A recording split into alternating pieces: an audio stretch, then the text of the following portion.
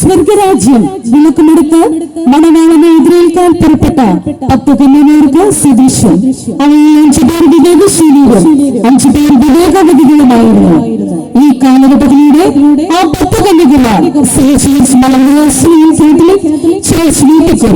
മാതൃവേദി അവതരിപ്പിക്കുന്ന 10 കന്യകമാർ സേവാനും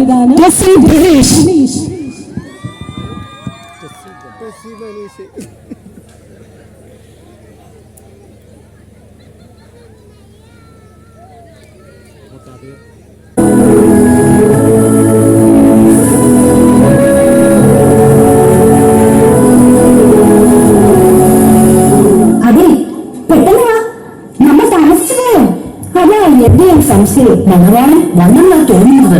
ഇവിടെ വേറെ ആരും കാണാനില്ലല്ലോ. അത് ശരിയാണ്. ഇതാണോ നിങ്ങളുടെ വിശ്വാസം?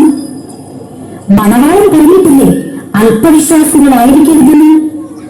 നമ്മൾ എത്ര പ്രാർത്ഥിച്ചു, നോമ്പ് നോറ്റു, പരോപകാര പ്രവർത്തനങ്ങൾ ചെയ്തു. നമ്മൾ അവിടുത്തെ ഇഷ്ടത്തിനൊക്കെ മാത്രമല്ലേ ജീവിച്ചത്? അത് ഇനിയും അവിടെ കാണാനിരിക്കുന്നു. ഇനി കുറച്ചു പേർ കൂടി ഉണ്ടെന്നല്ലേ പറഞ്ഞത്? അവർ നമുക്ക് മുമ്പേ അകത്ത് കയറി കാണുമോ? ഒരിക്കലുമില്ല. സമയമാവുന്നതേ ഉള്ളൂ.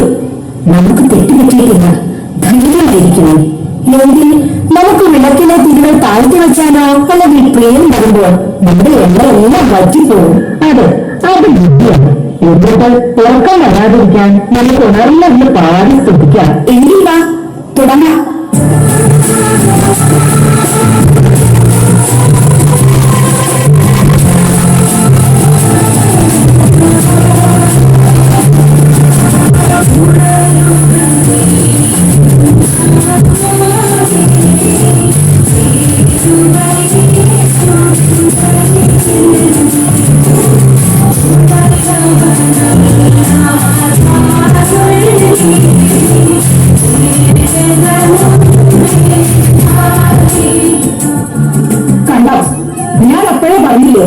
നമ്മൾ താമസിച്ചെന്ന് അവന്മാരൊക്കെ എത്തി. എന്ത് ചെയ്യാനാ? കെട്ടിയാലും പിള്ളേർക്കുള്ളത് എടുത്തു കൊടുത്താൽ പിന്നീട് പറഞ്ഞാൽ കഷ്ടം തന്നെയാണ്. എന്റെ കാര്യം പറഞ്ഞ അതിനേക്കാൾ കഷ്ടം. ഞങ്ങൾ വീട്ടു ജോലികൾ 2 വീട്ടിൽ വൈകി ചെയ്തിരിക്കുകയാണ്.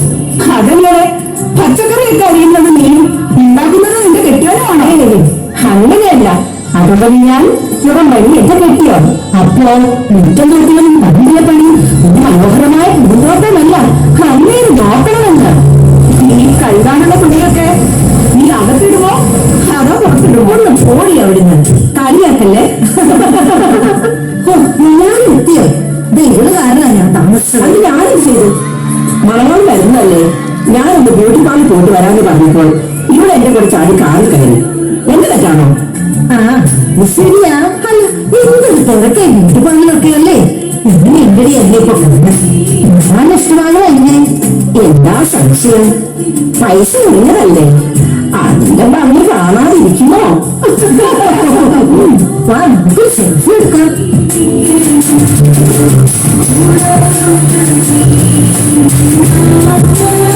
അല്ല ഇതെന്ത് കൂട്ടാ?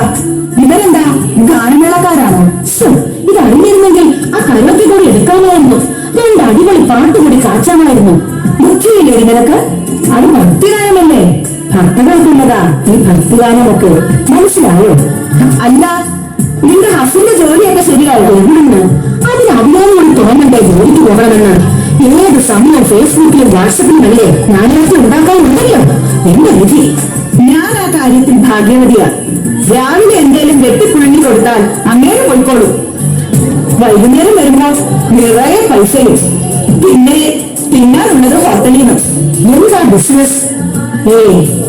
ഞാനതൊന്നും ചോദിക്കാറില്ല. നല്ല വീടുണ്ട്, കാറുണ്ട്, ഫുഡുണ്ട്. ആഹാരം, വസ്ത്രം, പാർപ്പിടം എന്നല്ലേ ചൊല്ല്. അതുകൊണ്ട് ഞാൻ വെറുതെ അതിലൊന്നും ഇടപെടാറില്ല. എന്നിട്ടാണോ നിന്റെ അയൽപ്പക്കത്തുള്ള തോമാച്ചേട്ടന്റെ ഹാർട്ട് ഓപ്പറേഷന് കുറച്ച് പൈസ ചോദിച്ചിട്ട് കൊടുക്കാറുള്ളത്? അതെ, ഈ പറയുമ്പോൾ എന്ത് വേണേലും പറയാലോ. പ്രായമായ അതിയാണ്ട് പൈസ കൊടുത്താൽ തിരിച്ചു കിട്ടുമെന്ന് എന്താ ഉറപ്പ്? മക്കള് പോലും ഉപേക്ഷിച്ചയാളാ. അല്ല മോളുടെ പഠനമൊക്കെ എങ്ങനെ? ഈ വർഷം +2 അല്ലേ? അക്കാര്യൊന്നും പറയണ്ട. ഇപ്പോഴെല്ലാവരും നെറ്റിൽ കുടുങ്ങി കിടക്കുവല്ലേ. നെറ്റിലോ? ഇന്റർനെറ്റ്. പോരാത്തതിന് ലേശം വെച്ചു. അതിലെ 6:32 ബാല്യശ്രീയും നമ്മൾ പള്ളിയിൽ ഏതോ ഒരു ചേട്ടനുണ്ടെന്ന് പറഞ്ഞ് അവളത് മാറ്റില്ല. പിന്നെ വാനമ്പാടിയായി കറുത്തമുത്തായി ഇത് രണ്ടും കണ്ടില്ല. എനിക്ക് ഉറക്കവും വരില്ല. അപ്പോ ഈ സന്ധ്യാപ്രാർത്ഥനയോ അതൊക്കെ ഞങ്ങൾ അഡ്ജസ്റ്റ് ചെയ്യും. എങ്ങനെ അഡ്ജസ്റ്റ് ചെയ്യും? ഇന്നത്തേത് നാളത്തേക്കോ മറ്റന്നാളത്തേക്കോ ആയിട്ട് അങ്ങനെ ഞങ്ങൾ അഡ്ജസ്റ്റ് ചെയ്യും. അല്ല, നീ എങ്ങനെ ഈ നോമ്പുകളൊക്കെ എടുക്കാറുണ്ടോ? നമ്മുടെ പള്ളി വന്ന് വികാരത്തിന്റെ മനോഹരമായ പ്രസവമൊക്കെ കേൾക്കുമ്പോൾ എടുക്കണമെന്ന് വിചാരിച്ച് തന്നെയാ പോകുന്ന വഴിക്കൊക്കെ ബീഫ് ഇങ്ങനെ തോന്നിക്കിടക്കുന്നത് കാണുമ്പോൾ സത്യത്തിൽ വായ വെള്ളമുണ്ട്. അങ്ങനെ കടിച്ചു വെച്ച് പോകുമ്പോഴല്ലേ ആരോ പറഞ്ഞത് ഇപ്പോൾ അച്ഛന്മാരുടെ അഡ്ജസ്റ്റ്മാരുമൊക്കെ അഡ്ജസ്റ്റ്മെന്റ് നോക്കാണെന്ന്. സത്യമാണോന്ന് അറിയില്ല കേട്ടോ. പിന്നെ ഞാനും ബീഫ് ഫിഷും ഒക്കെ മേടിച്ച് അങ്ങനെ അഡ്ജസ്റ്റ് ചെയ്യും. സഹോദരിമാരെ, സമയമായി കേട്ടോ. നമുക്ക് നമ്മുടെ വിളക്കുകൾ തിരിക്കാം.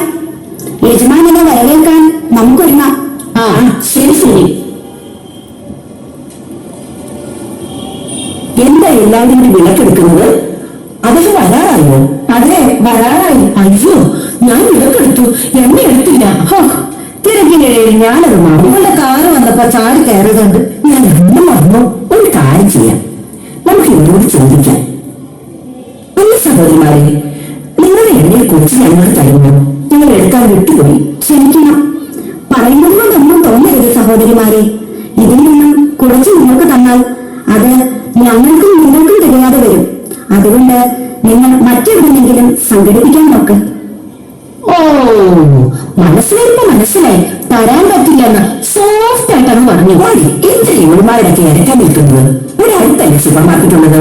നമുക്ക് വാർഡിലോ റൈഫലോ മറ്റും പോകാം. കാർലോട് കയറി.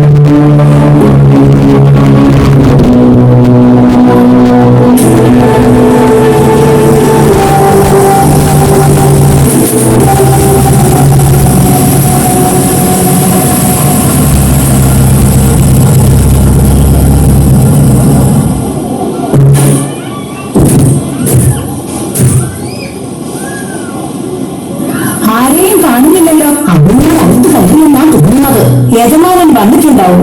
കഷ്ടമായി പോയി. ഞാൻ നോക്കട്ടെ.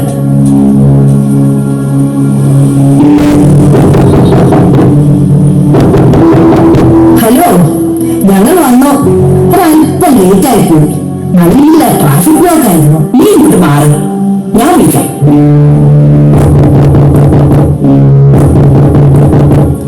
ഹലോ യജമാനെ, ഒന്ന് വാതിൽ തുറക്കണേ. ഞങ്ങൾ ഇത്രയും നേരം ഇവിടെ ഉണ്ടായിരുന്നു. ഒരു ചെറിയ ടെക്നിക്കൽ പ്രോബ്ലം കൊണ്ട് പറ്റിപ്പോയതാ. ഇനി ഉണ്ടാവാതെ നോക്കിക്കൊള്ളാം.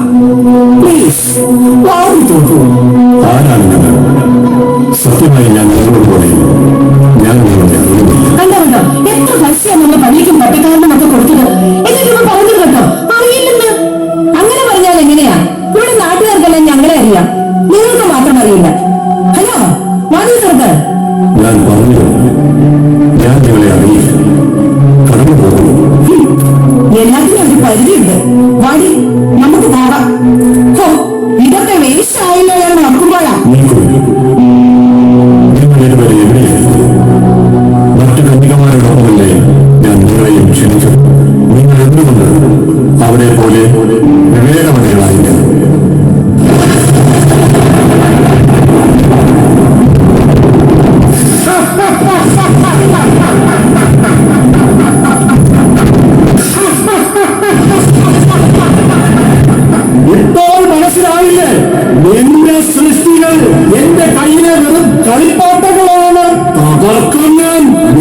സാമ്രാജ്യം, നിന്റെ ആധിപത്യം എല്ലാം ഞാൻ തകർക്കും.